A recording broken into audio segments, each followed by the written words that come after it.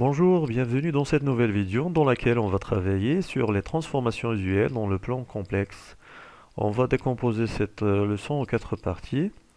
La première partie concerne quelques rappels sur les transformations usuelles ainsi que quelques définitions. Dans la deuxième partie, on va définir les expressions complexes, des transformations usuelles dans le plan.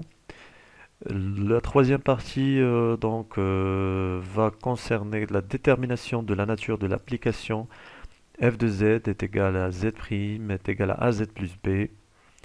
Et finalement, dans la quatrième partie, on va corriger une application concernant le baccalauréat du juin 2008. Alors, on va commencer par quelques rappels concernant les transformations usuelles dans le plan.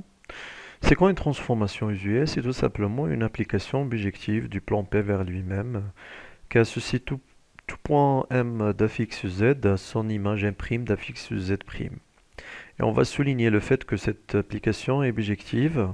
Par conséquent, la projection, par exemple, n'est pas une transformation.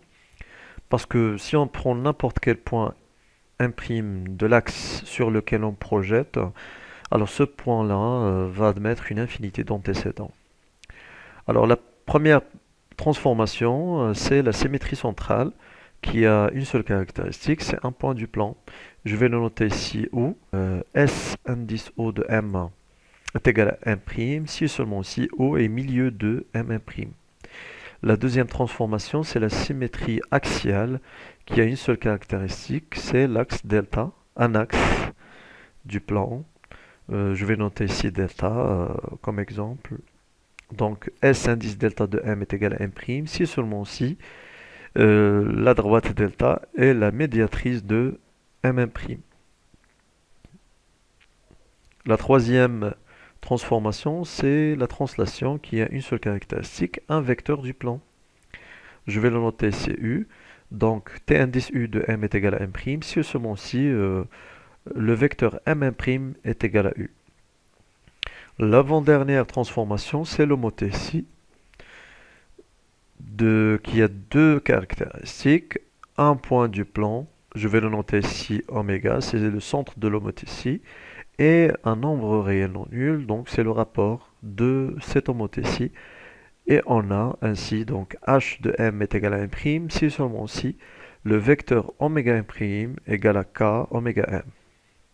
La dernière transformation, c'est la rotation, qui a aussi deux caractéristiques.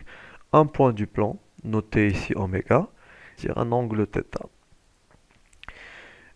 Du fait qu'on a orienté le plan, donc on va travailler pour la rotation avec les angles orientés. Et par conséquent, R de M est égal à M'. Si seulement si on a deux conditions vérifiées. La première condition, c'est que la distance oméga M' égale la distance oméga M.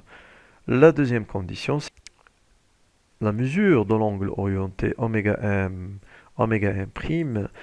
est congrue à θ modulo de pi.